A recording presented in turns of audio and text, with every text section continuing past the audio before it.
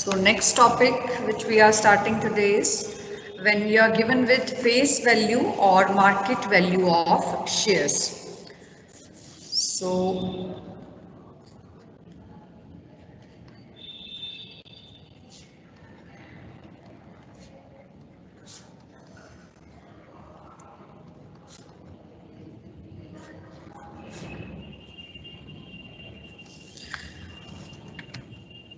जो कंपनी की purchase consideration होती है और हम कहते हैं कि वो शेयर्स में दी गई है, तो उसके अंदर किस तरीके से इंफॉर्मेशन दी गई है वो आपने देखना है। यहाँ पर कई बार क्वेश्चन में दिया होता है कि जो परचेज कंसिडरेशन है वो शेयर्स में दी जा रही है जिसकी फेस वैल्यू ये है, और ब्रैकेट में लिखा होता है कि उसकी एग्रीड वैल्यू, या यहाँ पर मैं एग्रीड की बजाय भी लिखूंगी मार्केट वैल्यू, उसकी मार्केट वैल्यू ये है।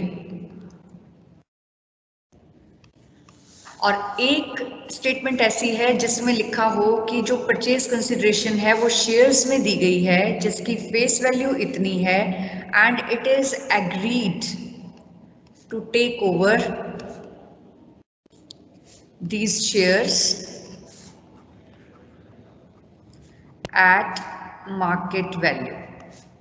मान लीजिए ये 100 है और ये मार्केट वैल्यू 150 है, यहाँ भी ये 100 है और ये 150 है।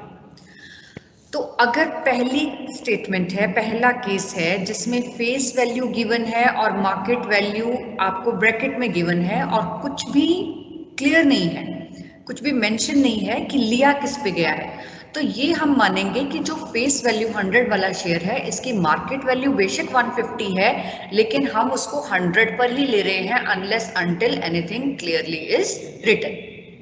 लेकिन अगर उसने क्लियर लिख दिया कि फेस वैल्यू जो है वो उसकी 100 है और उसको एग्री कर लिया गया है कि वो मार्केट प्राइस पर लिया जाएगा, मार्केट वैल्यू पर लिया जाएगा 150 की, तो अब हम इसकी इवैल्यूएशन 150 पर करेंगे, उस पे हम 100 पर नहीं। Got it? So let us see it in an example कि कैसे हम परचेज कंसिडरेशन निकालेंगे इस केस में। बाकी क्वेश्चन सेम रहेगा, उसमें कोई चेंजेस नहीं है। I am just telling you how to calculate the purchase consideration in this point. I am taking one illustration number 11। X company limited agreed to acquire the assets excluding cash. पहली line में ही लिखा है कि cash नहीं लिया गया, तो ये केस कौन सा हो गया? Amalgamation in the nature of purchase. The balance sheet of Y limited as at date was as follows. आपको बैलेंस शीट दे रखी है, इक्विटी शेयर कैपिटल है ऑफ ₹10 ईच, 3 लाख की दी हुई है। नीचे लिखा हुआ है the consideration was as follows, a cash payment of ₹4 for every share of Y limited. Net payment method क्या कहता है? What is to be paid for shares only. तो हमारे पास इक्विटी शेयर्स हैं कितने? 3 लाख के शेयर कैपिटल थी, 10 रुपए का एक शेयर था, तो इसका मतलब वाई कंपनी के शेयर्स हैं 3000। ठीक है, वाई लिमिटेड के जो शेयर्स हैं वो कितने हैं? 30,000।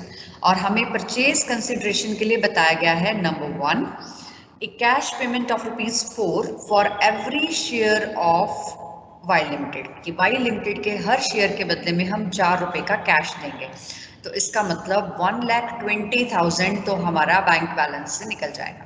ठीक है, दूसरा कहा गया issue of 1 share of ₹10 each, bracket में लिखा है market value of 12.5 in the X limited for every share in Y limited. यानी कि एक शेयर के बदले में एक है, तो 30,000 डिवाइडेड बाय 1 इंटू 1 ही हुआ कि एक के बदले में एक ही दिया है, और एक शेयर 10 रुपए का ही दिया है, क्योंकि ब्रैकेट में लिखा है मार्केट वैल्यू, ये नहीं लिखा कि हम उस मार्केट वैल्यू पे एग्री कर रहे हैं, तो इसका मतलब यहाँ पर ये कितना आएगा? 3 लाख, और परचेज कंसिडरेशन कितनी होगी आपकी? 4,20,000। अगर सेम क्वेश्चन होता और यहाँ लिखा होता कि 30,000 को हमने 4 रुपए कैश दिया, तो 1,20,000 ये आ जाता कैश, और ये कहता कि हमने हर एक शेयर के बदले में एक शेयर दिया जो कि 10 रुपए का एक है, लेकिन हम उसको 12.5 रुपए के मार्केट प्राइस पर देने के लिए तैयार हैं। तो आप क्या करते? आप 30,000 को मल्टीप्लाई करते 12.5 से, तो 30,000 इंटू 12.5 ये आपके पास आ जाता 3,75,000, और आपकी टोटल परचेज कंसिडरेशन हो जाती 4,95,000। हाँ जी, पॉइंट समझ में आया? Yes ma'am. Yes. Okay,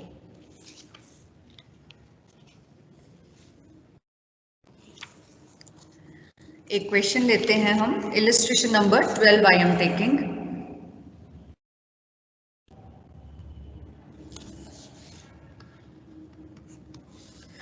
A Limited agreed to acquire the business of B Limited as at 31st March 2012.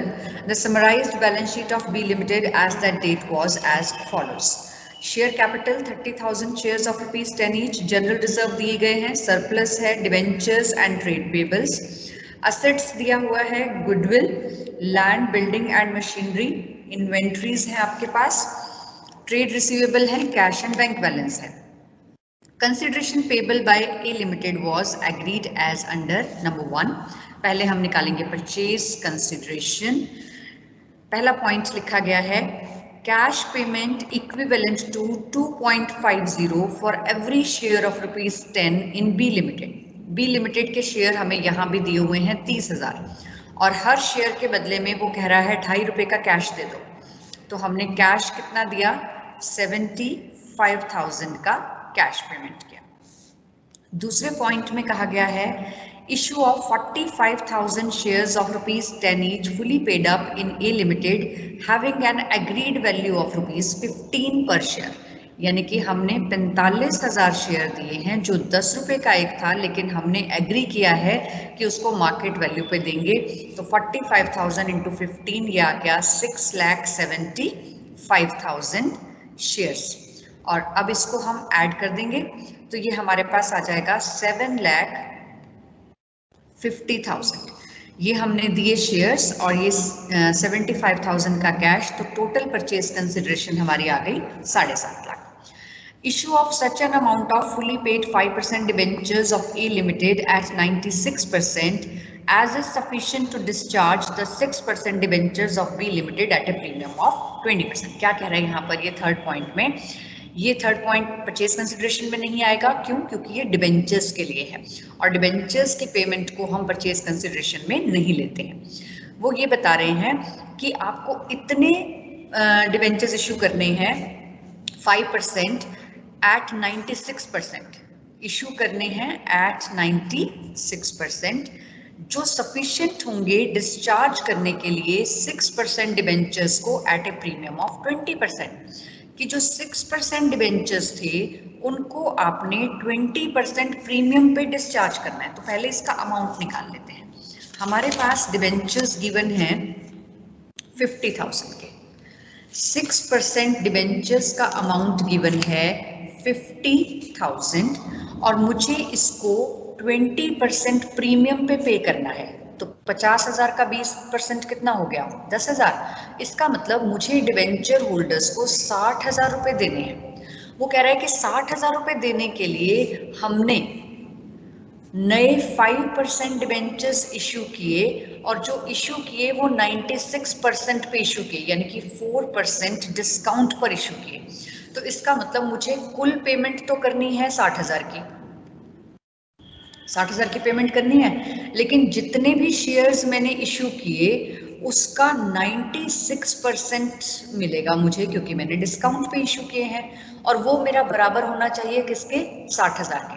तो मुझे कितने इशू करने पड़ेंगे? 60,000 इंटू 100/96, 62,500 के मुझे डिबेंचर्स इशू करने पड़ेंगे, जिसमें से जब मेरा डिस्काउंट 4% कट जाएगा तो मेरी नेट पेमेंट 60,000 की वो इन डिबेंचर्स के बदले में हो जाएगी। समझ में आया सबको? Yes ma'am.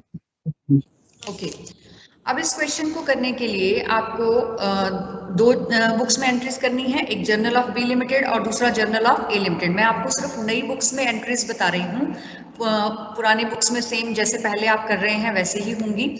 नई बुक में डिबेंचर्स की एंट्री मुझे दिखानी है आपको, क्योंकि तो सबसे पहली एंट्री हमारी होती है business purchase account debit to liquidator of B limited. हमने 7.5 लाख का परचेज कंसिडरेशन देना है। ठीक है। उसके बाद हमने सारी की सारी एसेट्स ले ली हैं, एक बार आगे पढ़ लेते हैं। While arriving at an agreed consideration, the directors of A Limited valued land and building and machinery at rupees 6 lakh, inventories at rupees 71,000, trade receivable at their book value, subject to a allowance of 5%.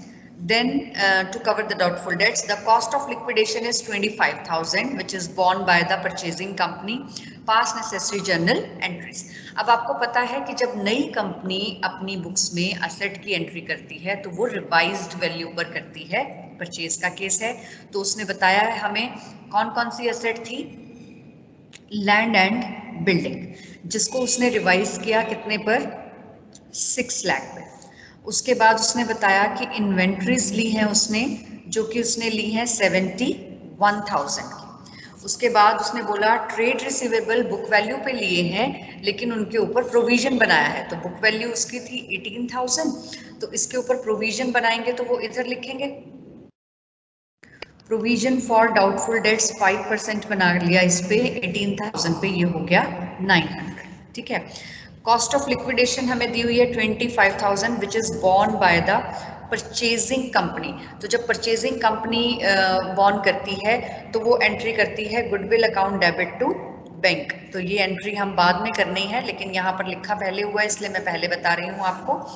उसके बाद हमने asset देखनी है कि और कौन कौन सी है, और क्वेश्चन में लिखा हुआ था A limited agreed to acquire the business of B limited, यानी कि सब कुछ लिया है उसने। तो हम बैलेंस शीट में देखते हैं कि असेट कौन कौन सी है। सबसे पहले गुडविल दी हुई है क्योंकि परचेज का केस है, हम नहीं लेंगे।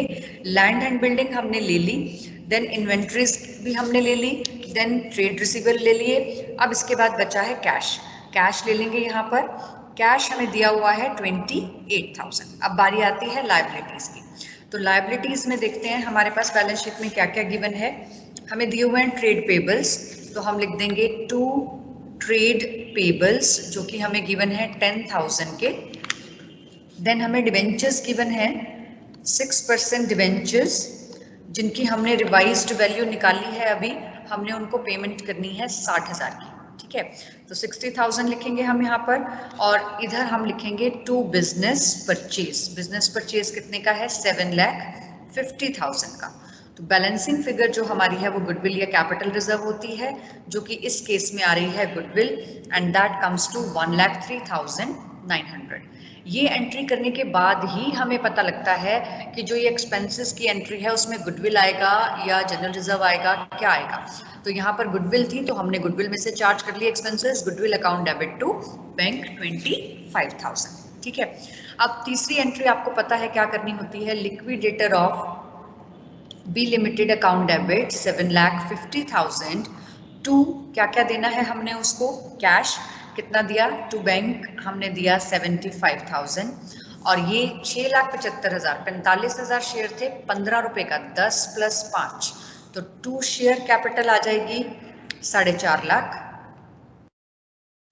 और 2 सिक्योरिटी प्रीमियम आ जाएगा 45,000 इंटू 5, दैट इज 2,25,000।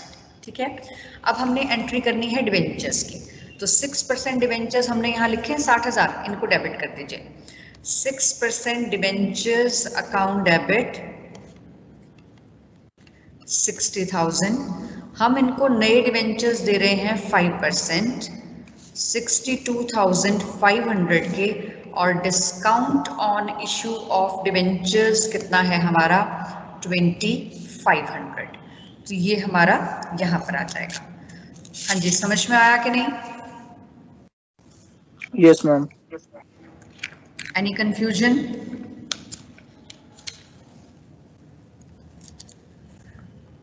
ओके, इसके बाद एक पार्ट हमने करना है, नेक्स्ट में ही ले लेते हैं, that is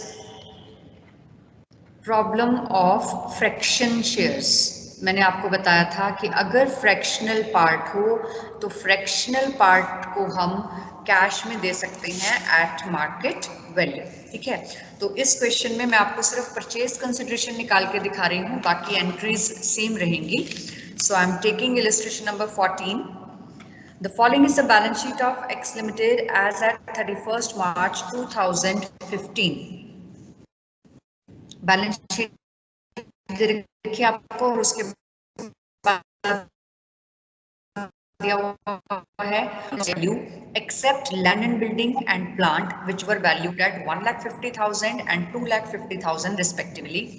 The consideration being the assumption of trade liabilities and payment of liquidation expenses, payment of provident fund, payment of workmen profit sharing fund at 10% premium, the issue of new equity share of ₹20 each for every 2 preference shares of X Limited, issue of 1 equity share of ₹20 for every 3 equity shares in X Limited. अब देखिए, मैंने आपसे कहा था कि अगर दोनों चीजें दे रखी हो कि पेमेंट मेथड भी हो और असेट मेथड भी हो, तो हम पहले कौन सा यूज करते हैं?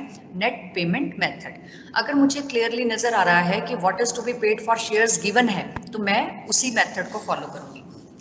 तो मुझे दिया हुआ है कि कंपनी के पास दो तरह के शेयर थे, एक प्रेफरेंस और एक इक्विटी, और मुझे ये भी दिया हुआ है कि प्रेफरेंस के बदले में क्या दिया और इक्विटी के बदले में क्या दिया। तो मैं किससे निकालूंगी? नेट पेमेंट मेथड से निकालूंगी। ठीक है, तो नेट पेमेंट मेथड से निकालने के लिए हमारे पास सबसे पहले है the issue of 1 equity share of ₹20 each for every 2 preference shares in X Limited. तो let us see कि preference shares हैं कितने। 6,000 preference shares हमें दिए हुए हैं 60,000 के। तो वो कह रहा है कि हर 2 शेयर के बदले में 1 शेयर दिया, यानी कि कितने शेयर दिए? 3,000, और 1 शेयर 20 रुपए का दिया। तो हमने 60,000 के इक्विटी शेयर दिए हैं, किसके बदले में? प्रेफरेंस शेयर के बदले में। एक तो हमें ये पता लग गया। दूसरा हमें बताया गया है the issue of 1 equity share of ₹20 for every 3 equity shares in X limited. हमारे पास 50,000 शेयर्स दिए हुए थे, हर 3 शेयर के बदले में 1 शेयर दिया, तो इसका मतलब 16,066 शेयर्स बाय 2/3, ये फ्रैक्शन आएगा हमारे पास। ये शेयर्स हमने देने हैं। तो अब जो इसका ये जो 2/3 पार्ट है, इसको हम शेयर्स में नहीं देते, इसको हम फ्रैक्शन को कैश में देते हैं। तो वो कैसे कैलकुलेट होता है? ये जो आपका होल नंबर आ रहा है, इसको तो आप शेयर्स में दे दीजिए। 16,666 shares at the rate of ₹20, तो 3,33,322 इक्विटी शेयर्स। और इसके बाद हमने पेमेंट करनी है 2/3 पार्ट की। तो 2/3 part will be multiplied by market price of the share, जो कि क्वेश्चन में दिया है। The equity share of Y limited are quoted in the market at ₹60 each. तो 2/3 इंटू 60 कितना पेमेंट हो जाएगा? 40 रुपीज की कैश में पेमेंट हो जाएगी। इसके अलावा हमें दिया हुआ है एंड पेमेंट ऑफ ₹5 पर इक्विटी शेयर इन कैश। हमने हर इक्विटी शेयर को 5 रुपए कैश देना है। तो 50,000 शेयर थे, 5 रुपए ये हो गए, हमने 2,50,000 कैश देना है। तो टोटल परचेज कंसिडरेशन हमारी आ गई यहाँ पर ऐड करके, इट इज 6,43,360। हाँ जी, समझ में आया?